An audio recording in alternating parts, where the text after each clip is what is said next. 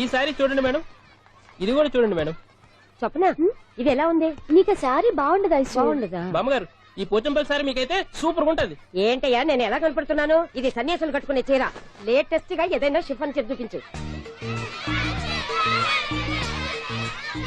ఈ చీర చూడండి మేడం. ఈ సారీ ఎంత? 1300 అమ్మా. 1300? ఎందుకయ్యా దానికి 1300? ఒక్కసారి ఉతితే డోర్ కట్టెను కూడా పనిచేయవు. ఇచ్చే రేట్ చెప్పు. ఏమయ్యా ఆఖరిసారిగా అడుగుతున్నాను, 300కి ఇస్తావా? అంత రేట్ ఏందిలే మేడం, ఫ్రీగా తీసుకోండి. ఏం ఒళ్ళు బలిసిందా? ఒంటరిగా ఉన్నాను కదా అని సరసాలు ఆడదాం అనుకున్నావా? ఎవరు? నేనా? మీతోనా? ఏ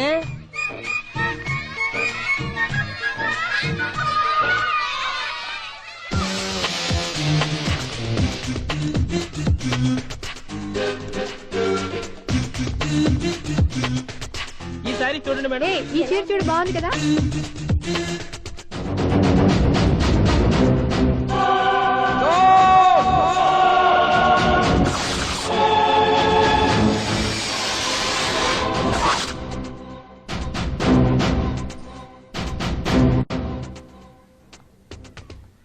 మీరు అసలు మనుషులేనా? ఇక్కడ ఇంతమంది ఆడవాళ్ళు ఉన్నారు, అక్కడ పసిపిల్లాడు బావిలో పడబోతుంటే ఎవరు పట్టించుకోరా? అయ్యో పిల్లాడు ప్రాణాలు పోతున్నాయని ఎవరు పరిగెత్తరా? చీరలో బట్టలు కొనుక్కోవచ్చు, తప్పులేదు. కానీ పిల్లలు ఏం చేస్తున్నారు, ఎక్కడున్నారు అని గమనించాల్సిన అవసరం మీకు లేదా? నేను ఒక క్షణం ఆలస్యంగా వచ్చుంటే మీ బట్టలు అతని ప్రాణాలు రక్షించేవా? మీ చీరలు అతని ప్రాణాలు పోసేవా? ఒక నిండు నూరేళ్లు బతకాల్సిన ఓ పసివాడి నిండు ప్రాణాలు ఒక నిండు బావిలో పడి. ఏమైంది అంకుల్?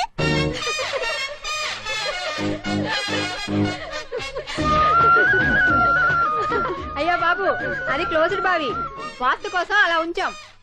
అది క్లోజ్డ్ బావి అయి ఉండొచ్చు, కానీ సపోజ్ అది ఓపెన్ బావి అయి ఉంటే, అదే డెప్త్ బావి అయి ఉంటే, ఆ పిల్లాడు చెవును అరిచి లోపల పడిపోయి ఉంటే?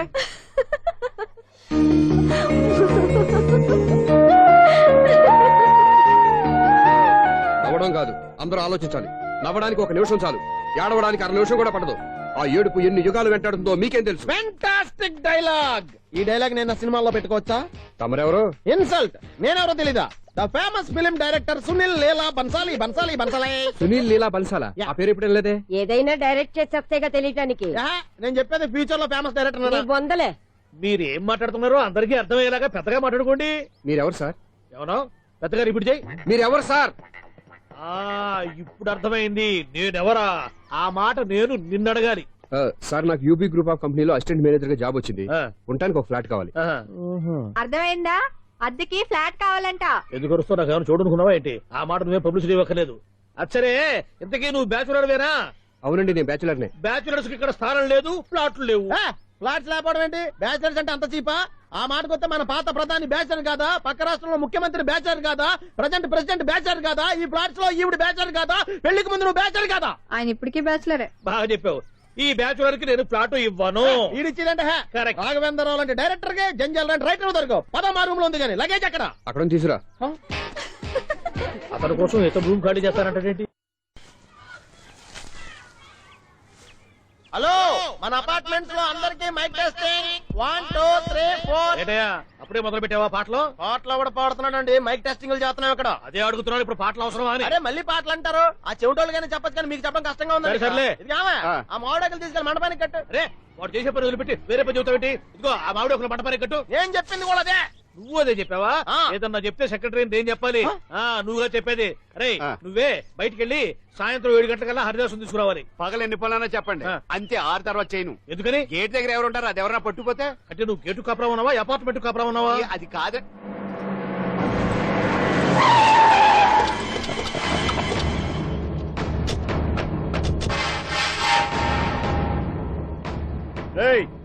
రిజిస్ట్రార్ రంగనాథన్ గడి ఫ్లాట్ ఎక్కడరా? రిజిస్టర్ బుక్ నా దగ్గర ఎందుకు ఉంటుంది? ఆఫీస్ లో ఉంటుంది. ఏమండి, ఆయన కొట్టద్దు. రిజిస్టర్ గారు 2nd floor 206 లో ఉంటున్నారు. వెళ్ళి బండి లాక్ రండి.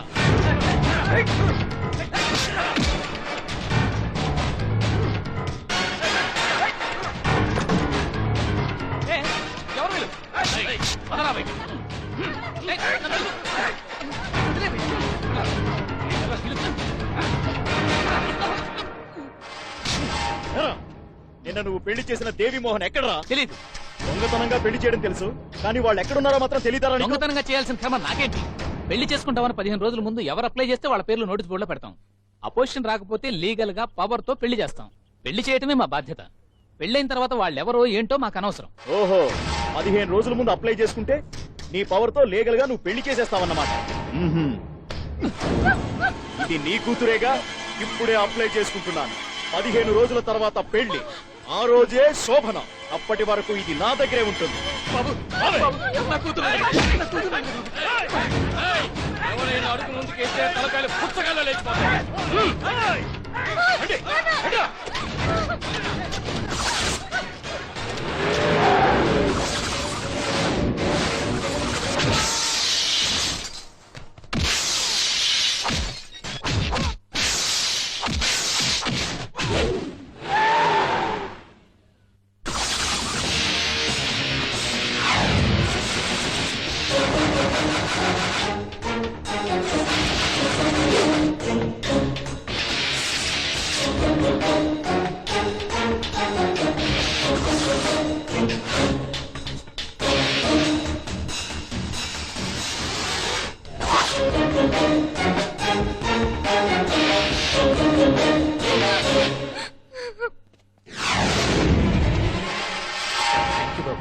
నా కూతురు జీవితాన్ని కాపాడు.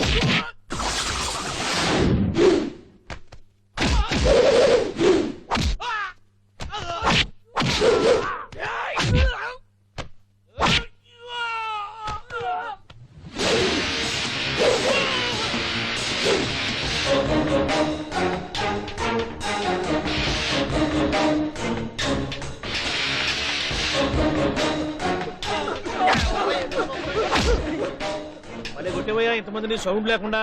ఎనీవే కంగ్రాచులేషన్స్, సమయానికి వచ్చి కాపాడావు దేవుళ్ళగా. దేవుడు నేను కాదండి, ఆయన.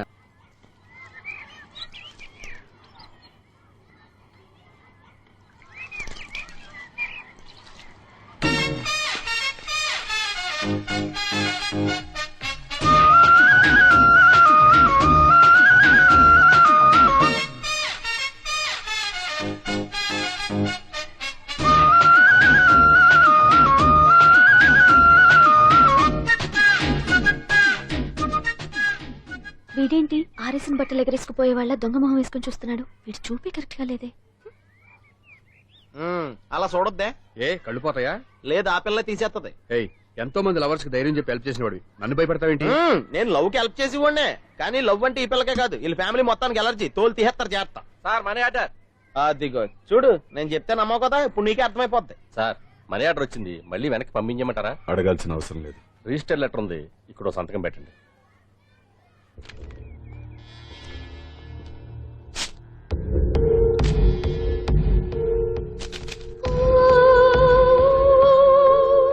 ఆ మనీ ఆర్డర్ ఎక్కడి నుంచి వచ్చింది అనుకున్నావు? నువ్వు ఇందాక నుంచి ఇలా చూస్తున్నావే, స్వప్న వాళ్ళ అక్క దివ్య దగ్గర నుంచి. ఆ అమ్మాయి ఎవరినో ప్రేమించింది, వాళ్ళ నాన్న దగ్గరికి వచ్చి పెళ్లి చేసుకుంటానని అడిగింది. కామన్ గానే మాస్టర్ ఒప్పుకోలేదు. దాంతో అమ్మాయి అతను పెళ్లి చేసుకుని హ్యాపీగా సెటిల్ అయిపోయింది. కానీ ఈ కుటుంబం ఏ ఇబ్బందులు పడకూడదనే ఉద్దేశంతో ఆ అమ్మాయి ఉద్యోగం చేస్తూ నెల నెల ఇంటికి మనీ ఆర్డర్ పంపిస్తుంది. ఈయనేమో అమ్మాయి ఎప్పుడో చేసిన పనికి ఇప్పటికి కూడా మండిపోతా మనీ ఆర్డర్లు అయ్యి వెనక పంపించేస్తున్నాడు. అలాంటి ఇంట్లోకి నువ్వు ప్రేమ పేరుతో ఎంటర్ అవుదామని చూస్తున్నావు. నిన్ను కూడా లెటర్స్ చించేస్తారు జాగ్రత్త. నా మాట నీ అమ్మాయిని వదిలేసుకో, నీకు ఇంకొక అమ్మాయిని ఎత్తి పెడతాను. నేను ఎలా కనిపిస్తున్నాను? చాలా అందంగా ఆరోగ్యంగా కనపడుతున్నావు బాబు. నువ్వే ఇబ్బందుల్లో పడకూడదనే ఉద్దేశంతో చెప్తున్నాను. నా మాట ఏంటేను, లేత నీ కర్మ.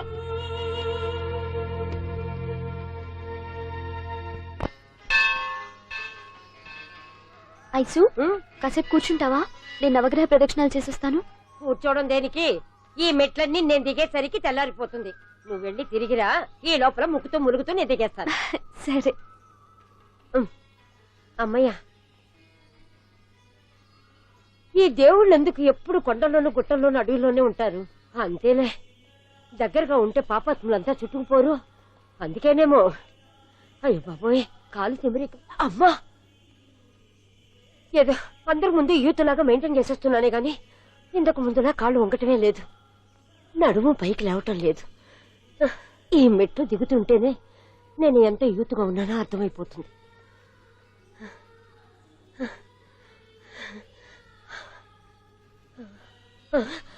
అయ్య బాబాయ్, ఎన్ని మెట్లెక్కి మళ్ళీ దిగొచ్చానా? ఇంతకు ముందులాగే ఎన్ని మెట్లెక్కలేను గాని ఇక్కడి నుంచే దండం పెట్టుకుంటాను. ఆ బ్లెస్సింగ్స్ లేవు అక్కడి నుంచో పడి. ఈ వయసులో మళ్ళీ ఇన్ని మెట్లు నేను ఎక్కలేను బాబు. ఎందుకు ఎక్కలేరు? నువ్వా? మీ కోరిక నేను తీరుస్తాను బామ్మగారు. మళ్ళీ ఏం కొరివి పెట్టబోతున్నావురా? కొరివి కాదు బామ్మగారు, కోఆపరేషన్. హనుమంతుడు సంజీవుని పర్వతాన్ని ఎత్తుకెళ్ళినట్టు ఒక్కడికి కూడా కింద ఎట్టకుండా ఎత్తుకెళ్ళిపోతా.